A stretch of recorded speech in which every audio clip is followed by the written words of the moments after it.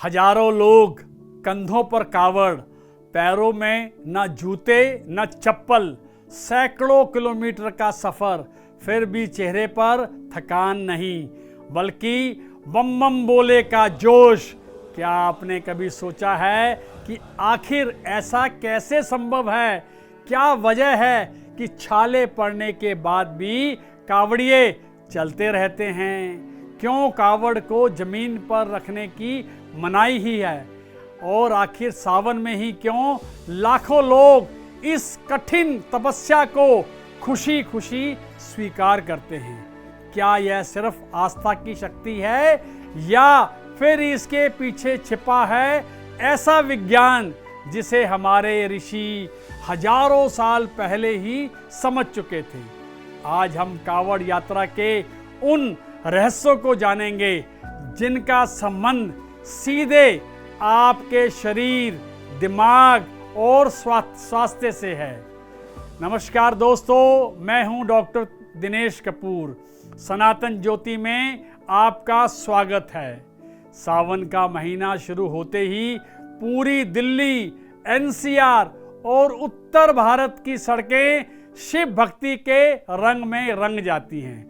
लाखों श्रद्धालु गंगा जी से पवित्र जल लेकर सैकड़ों किलोमीटर पैदल चलते हैं। क्या आपने कभी सोचा है कि इस कड़कड़ाती धूप, उमस और बारिश के मौसम में बिना जूतों के नंगे पैर इतनी लंबी दूरी तय करना कैसे संभव है? इसके पीछे कौन सा ऐसा मेडिकल साइंस और बायोलॉजिकल पावर काम करती है? आज हम कावड़ यात्रा के कठोर नियमों के पीछे छिपे उस गहरे विज्ञान को डिकोड करेंगे जिसे जानकर आप दंग रह जाएंगे। क्या आप जानते हैं, जब कावड़िए नंगे पैर कंकड़, पत्थरों और गीली मिट्टी पर लगातार चलते हैं तो यह विज्ञान की भाषा में एक नेचुरल एक्यूप्रेशर की तरह काम करता है।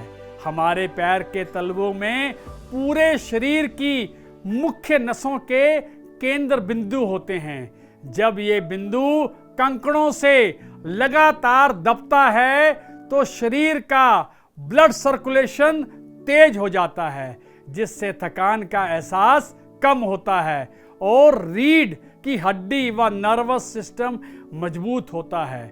इसी वजह से पैर में छाले होने के बाद भी कावड़िए रुकते नहीं हैं। कावड़ यात्रा का सबसे कड़ा नियम है कि पवित्र गंगा जल से भरी कावड़ को कभी भी सीधे जमीन पर नहीं रखा जा सकता। वैज्ञानिक दृष्टिकोण से गंगा जल को एक उच्च ऊर्जा का, हाई एनर्जी का स्रोत माना गया है, जिसे मंत्रों और भक्ति से जागृत किया जाता है। यदि इसे सीधे पृथ्वी पर रख दिया जाए तो अर्थिंग या गुरुत्वाकर्षण के सिद्धांत के कारण वह पॉजिटिव एनर्जी जमीन में समा जाएगी। ऊर्जा का यह संतुलन बनाए रखने के लिए ही हमारे ऋषियों ने इसे जमीन से ऊपर रखने का नियम बताया था। सावन का महीना यानी भारी मानसून का समय, जब हवा में नमी के कारण संक्रामक रोग और बैक्टीरिया सबसे ज्यादा सक्रिय होते हैं, इस मौसम में मानव शरीर की रोग प्रतिरोधक क्षमता और पाचन क्रिया सबसे कमजोर होती है। कावड़ यात्रा के दौरान लहसुन, प्याज, मांस और मदिरा का पूर्ण त्याग करके केवल सात्विक भोजन करना इस शरीर के इम्यून सिस्टम को पूरी तरह से रीबूट कर देता है। नंगे पैर चलने से शरीर की अर्थिंग होती है, जिससे मानसिक तनाव, नेगेटिव एनर्जी पूरी तरह से बाहर निकल जाती है। कावड़ यात्रा केवल एक धार्मिक पैदल यात्रा नहीं, बल्कि तन, मन और आत्मा को शुद्ध करने का एक संपूर्ण विज्ञान है। दिल्ली, एनसीआर और पूरे देश के हमारे सभी कावड़ भाइयों और बहनों को इस पावन यात्रा की हार्दिक शुभकामनाएं।